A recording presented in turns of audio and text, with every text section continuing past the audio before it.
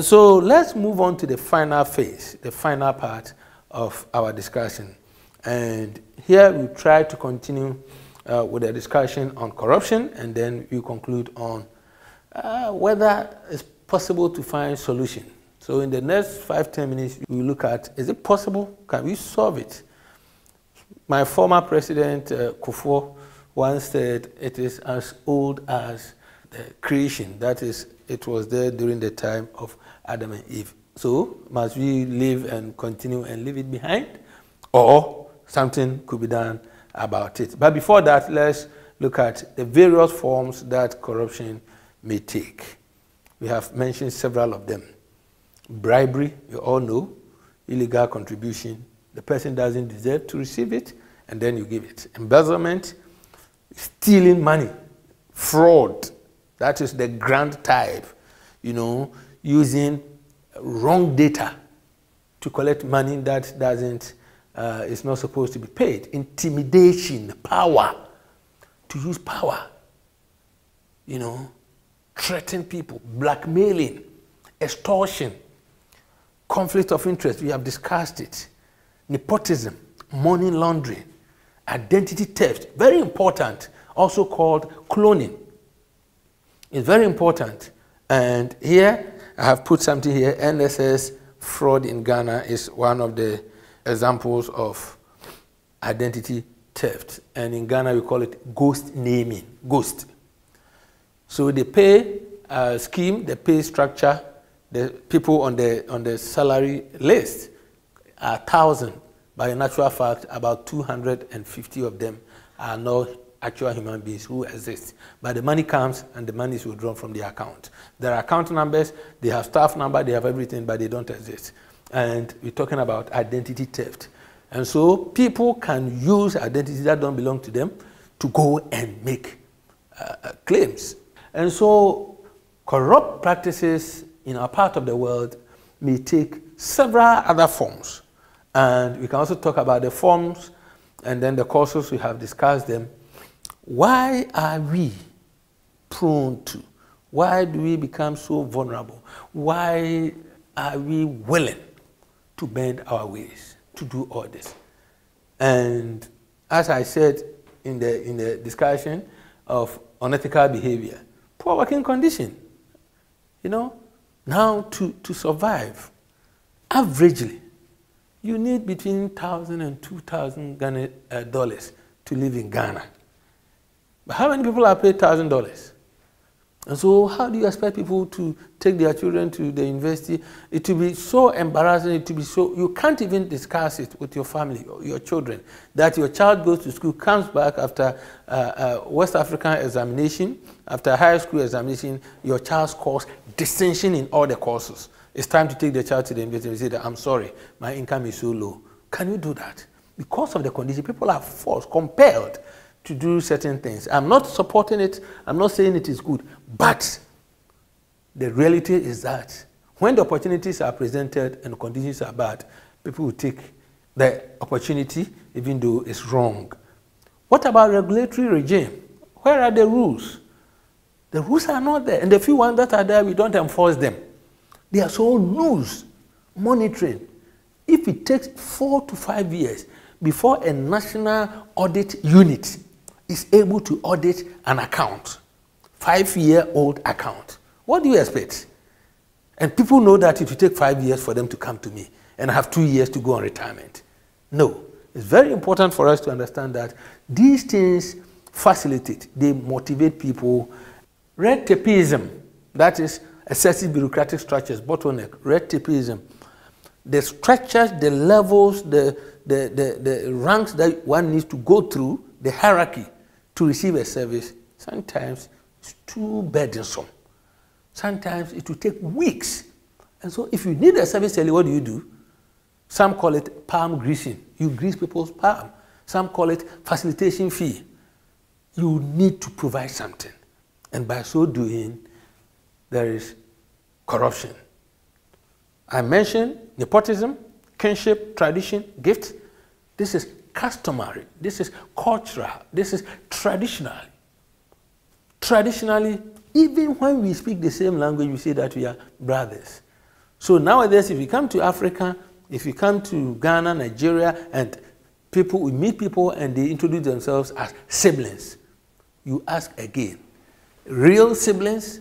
You ask several times before you know whether they are blood-related siblings or they speak just the same language or they come from the same ethnic group. Sometimes it's even religion that they belong to.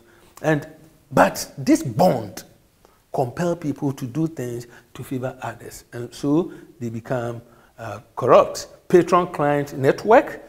So you benefit so much from that boss, and the boss also manipulates and exploits you. Political interference. They award the contract to this man because they support a political party. I mentioned earlier on unnecessary materialism. It's very important in our part of the world. Sometimes when we meet people from the other side of the world, we marvel. Sometimes we think they are pretending or they dress the way they dress just to deceive us. It's not true. That's how they look. That's how they appear. That's how they dress. How many dresses don't you have in your wardrobe? You could find as many as 50 clothes, 30 shoes, unemployed young West African or African, unemployed looking for a job. It's a taboo for a young lady, young man to wear the same cloth to church 2 consecutive weekends. Why? Where do we get the resources from? This materialism. We respect people, we assign status based on the car you drive. So when there is a public function, you drive there, they look at the car you park to determine where you sit. They look at the clothes you are wearing. If you're in 3 pieces, you go to the high table. If you are like myself, who most of the time you like wearing woodin, you may end up with the ushers. You know, it's very important. Unnecessary materialism. People enter people's homes. They look at it. As soon as they come back, they decide to have a similar one or a bigger one. Competition in life. We are always fighting. We want to get the best. And one of the main causes is that we don't have punitive sanctions enough to deter people. Non-enforcement of the law. The law is fantastic. It's there. You can break it, you can breach it, you can do whatever you want, and nothing will happen to you. And when you have these conditions, I can challenge you that people will always do everything to steal. People will do everything to have their way. So as we approach the end of our discussion, please, I would like to encourage all of us to ensure that in whatever small way, we have a canker to address, and that is corruption. If you are not able to address this canker, I can assure you, we can have yearly upon yearly upon yearly, and nothing will happen. How do we address this canker? We'll come back to it, but then we are talking about having ethical behavior, ethical leadership, doing things based on clear conscience, objectivity, moral standards, natural laws. Because corruption negatively, I mentioned earlier on, can destroy our countries by distorting national development. Because when there is so much corruption, you don't even get good equipment to produce. So productivity suffers, and what happens? There'll be poverty as we see it. You know, it's very important that we try our best. Social infrastructure, disasters happen, they do occur. Bridges collapse when it rains because someone took a percentage, and so the contractor didn't do good work.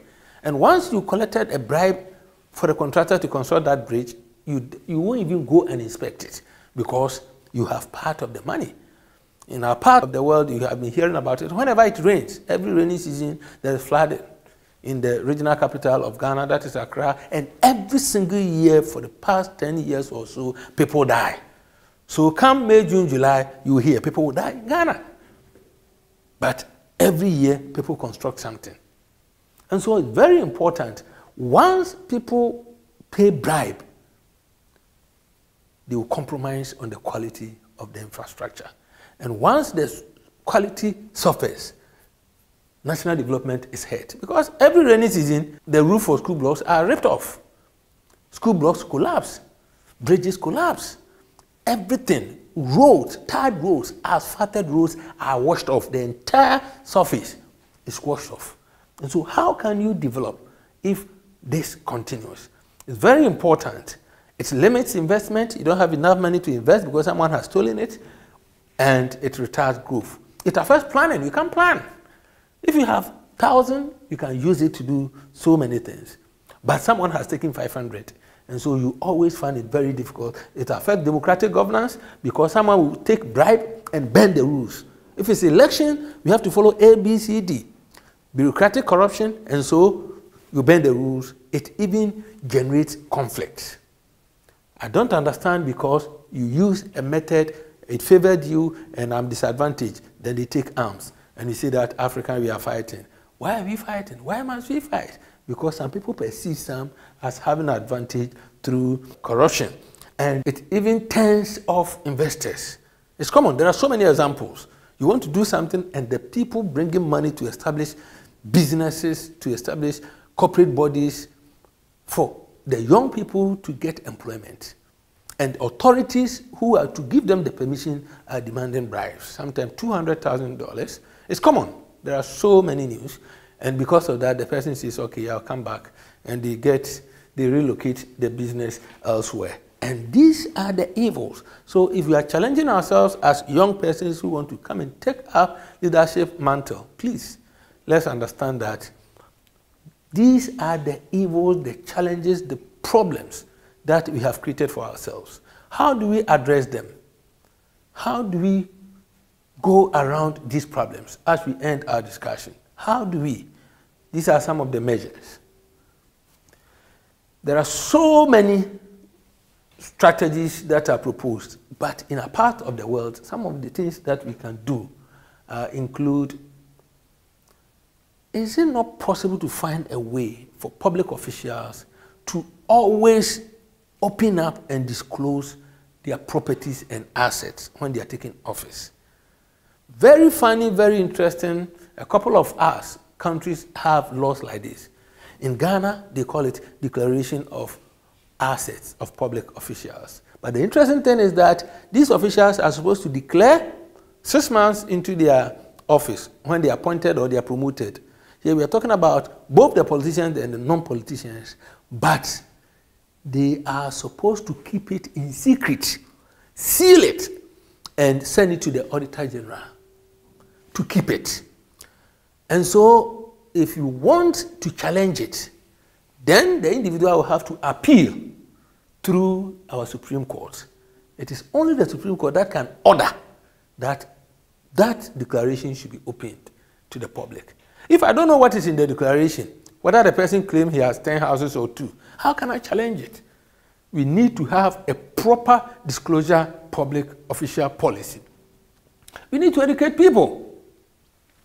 People can go on street to demonstrate for 5% salary increase.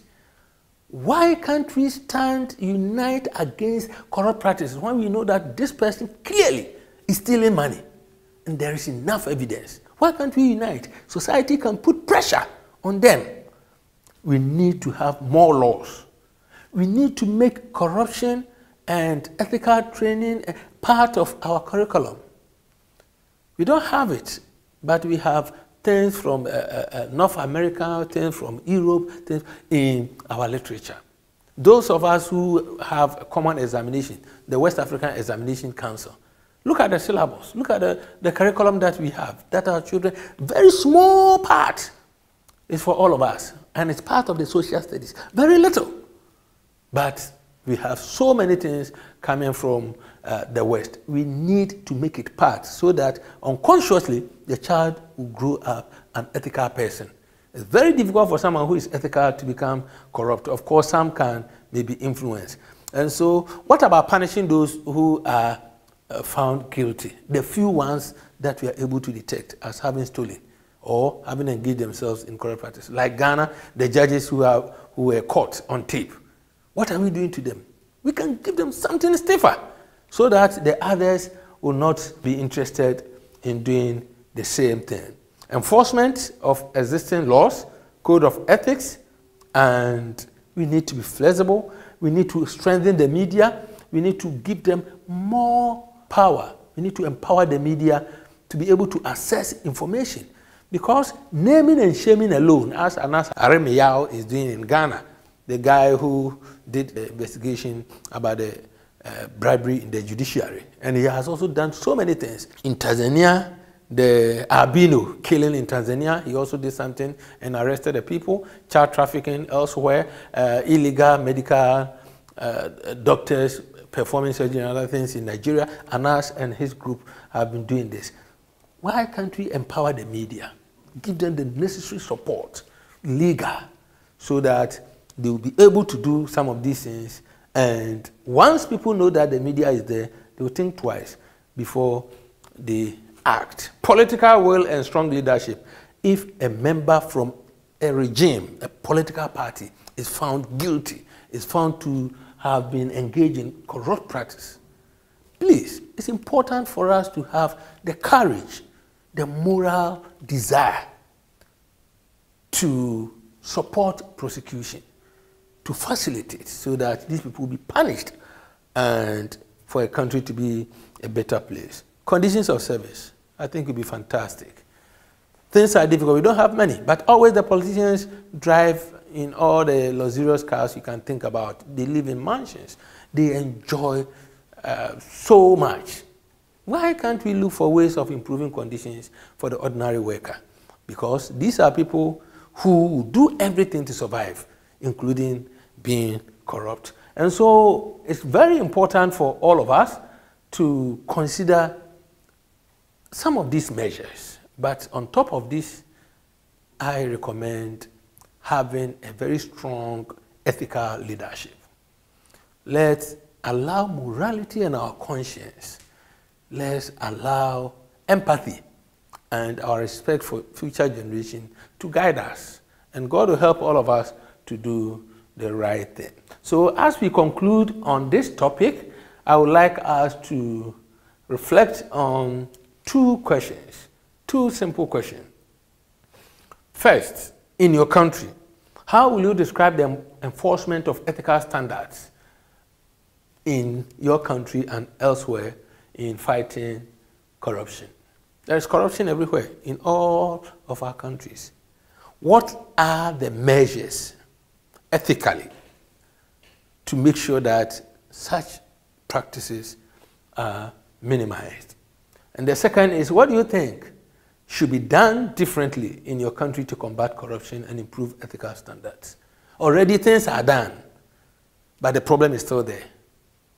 I want each one of us to reflect, think about it. What do you think? Write it down. As I said earlier, I know definitely I'll meet you. When I meet you, I'll ask for the answer. And so let's go and try, write it out and think about it, because it's important for us to have ethical leadership, to have proper accountability, because it is the only way by which we can minimize corruption in our organizations. So you may want to read further, and especially Lewis and Gilman. It's very important, the ethics challenge in public service. And let's try and see how best, because Africa needs us to be corrupt-free, and your country and your organization needs you to have strong ethical leadership qualities. So thank you.